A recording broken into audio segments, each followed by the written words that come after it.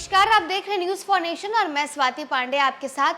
बिहार के मुख्यमंत्री नीतीश कुमार के एक ऐसे एमपी हैं, एक ऐसे सांसद हैं जो एक नहीं बल्कि 3 इलाकों के बॉस रह चुके हैं। एक नहीं बल्कि 3 लोकसभा सीटों का प्रतिनिधित्व कर चुके हैं। 3 लोकसभा सीटों पर वो उनकी राज चली है।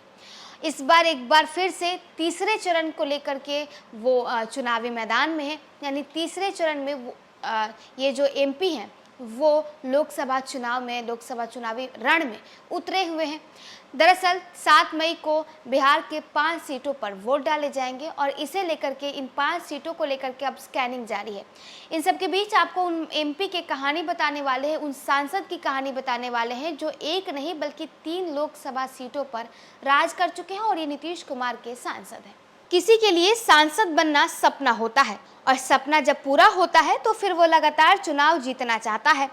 पर बिहार में एक सांसद ऐसे हैं जिन्होंने 3 लोकसभा क्षेत्र में जीत का परचम लहराया। 3 अलग अलग लोकसभा क्षेत्र का प्रतिनिधित्व सदन में किया। क्या याद आया वो नाम? नहीं तो चलिए हम आपको जानकारी देते हैं। ये शख्सियत हैं नीतीश कुमार की पार्टी जदयू से मधेपुरा सांसद दिनेश चंद्र यादव। पेशे से इंजीनियर और समाजवादी नेता दिनेश चंद्र यादव की लोकसभा यात्रा वर्ष 1996 में शुरू हुई। 96 में दिनेश चंद्र यादव 11वीं लोकसभा के सदस्य सहरसा लोकसभा से निर्वाचित हुए। जदयू के दिनेश चंद्र यादव ने राजद के सूर्य नारायण यादव को 1,38,000 के अंतर से हराया। दूसरी बार दिनेश चंद्र यादव फिर 1999 में सहरसा लोकसभा क्षेत्र से 12वीं लोकसभा के लिए निर्वाचित हुए। इस बार भी उन्होंने राजद के सूर्य नारायण यादव को हराया। 2009 के लोकसभा चुनाव में दिनेश चंद्र यादव जदयू से खगड़िया लोकसभा के उम्मीदवार घोषित हुए।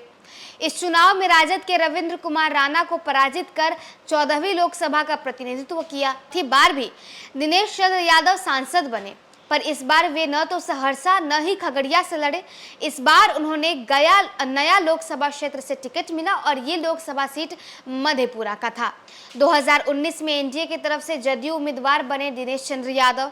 इस चुनाव में दिनेश चंद्र यादव ने शरद यादव और पप्पू यादव दोनों को परास्त किया।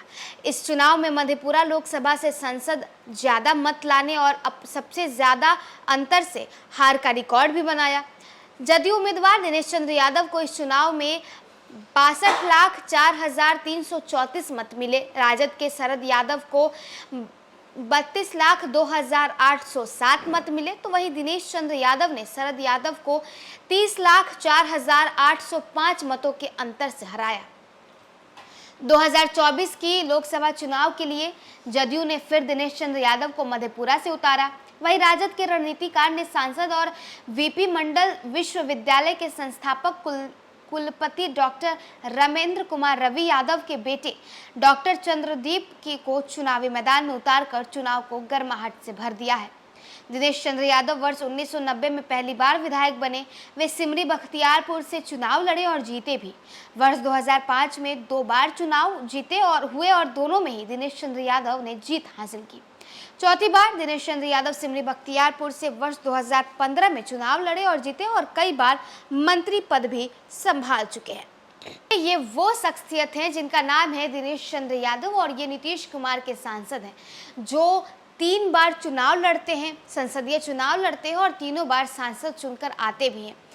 पहले वो खगड़िया से चुनाव लड़ते हैं, वहाँ से भी सांसद चुन के आते हैं, फिर समस्तीपुर से चुनाव लड़ते हैं, यहाँ से भी सांसद चुन के आते हैं और अब जब 2024 में नीतीश कुमार ने इन्हें न तो समस्तीपुर और न ही खगड़िया भेजा बल्कि इन्हें मधेपुरा में हाथ आजमाइश करने के लिए भेजा गया है और अब तो भविष्य ही तय करेगा।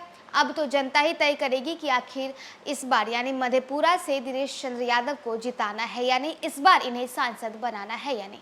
फिलहाल इस वीडियो में बस इतना ही। आप देखते रहिए न्यूज़ फॉर नेशन।